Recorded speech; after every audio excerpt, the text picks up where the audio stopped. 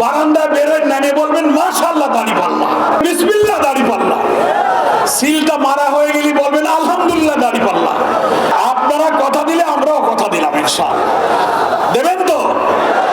একদম ঢুকে যাবেন বুথের মধ্যে, ঘরে ঘরে ভোট কেন্দ্রে বাড়ি বাড়ি যাবেন, বলবেন যে এবার ইনশাআল্লাহ দাড়িপাল্লা।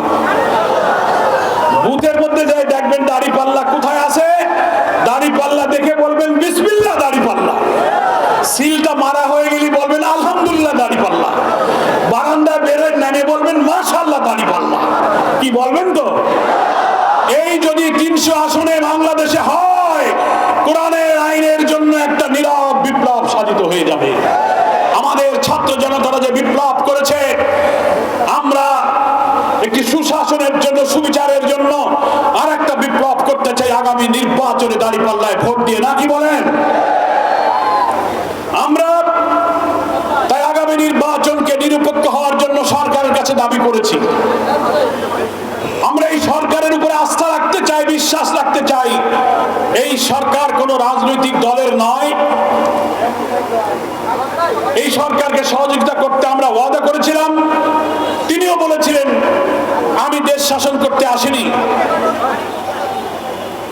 এদেশে নিরপেক্ষ নির্বাচন হয় না, আমি একটা নিরপেক্ষ সুন্দর গ্রহণযোগ্য নির্বাচন দিয়ে আমি চলে যাব। ডক্টর ইউনূস সাহেবকে আমরা ধন্যবাদ জানিয়েছি। তিনি ছাত্র জনতার 18 কোটি মানুষের এই গণ আকাঙ্ক্ষার প্রতীক হিসেবে ডক্টর ইউনূস সাহেব ক্ষমতায় বসেছেন। কিন্তু আমরা মাঝে মাঝে দেখতে পাচ্ছি বসুন্ধরা ডায়াপেন্ট এখন আরো উন্নত। এই হট এয়ার থ্রো টপশিট দ্রুত শোষণ করে সোনামণিকে দেয় কোমল অনুভূতি।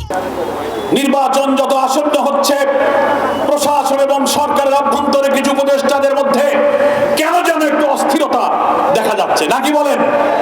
থানার ওসি সাহেব, ইউনো সাহেব, ডিসি সাহেব, সচিবালয়, বিভিন্ন জায়গায় যারা আমরা রাষ্ট্রযন্ত্রের গুরুত্বপূর্ণ জায়গায় বসে আছেন, কখনো কখনো একটা বিশেষ দলের চাপে যেন তারা নথি স্বীকার করছেন।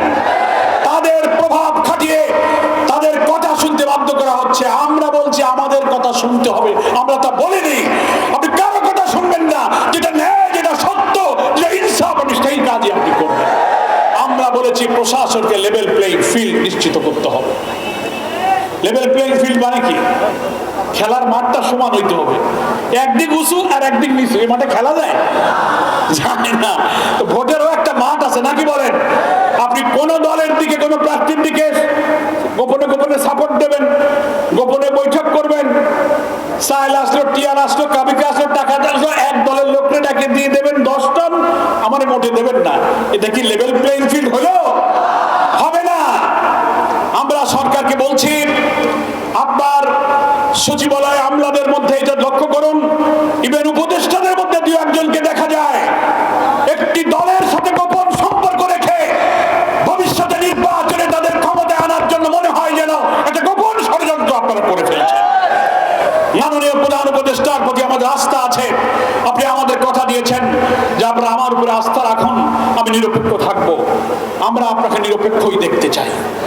আপনি যেন কোনো দিকে ঝুঁকে না পড়েন, একেবারে দাড়িপাল্লার মতো সোজা থাকবেন। কি বায়ু ঝুঁকার দরকার নেই, ডাইনেও ঝুঁকার দরকার নেই, একেবারে মিজান, মিজান মানদণ্ড, নাকি বলেন? আমাদের মার্কাও মিজান, আমাদের মার্কাও দাড়িপাল্লা। যদি আল্লাহ তাআলার খাস রহমত হয় এ জাতির প্রতি,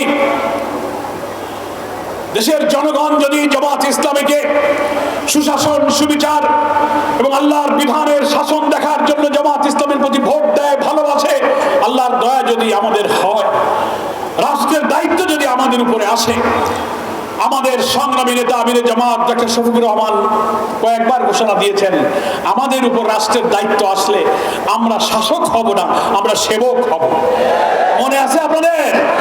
সরোয়ার্দী উদ্যানের ঐতিহাসিক জনসভায় বক্তৃতা করতে গিয়ে আমিরে জামাত 2 বার অসুস্থ হয়ে পড়ে গিয়েছিলেন, মনে আছে? আবার তিনি উঠে বক্তৃতা করতে গেলেন, ডাক্তাররা বললেন আমিরে জামাত আপনি আর বক্তৃতা করতে পারবেন না। তার ব্লাড প্রেশার, সুগার চেক করে তাকে আমরা থামাবার চেষ্টা করেছি।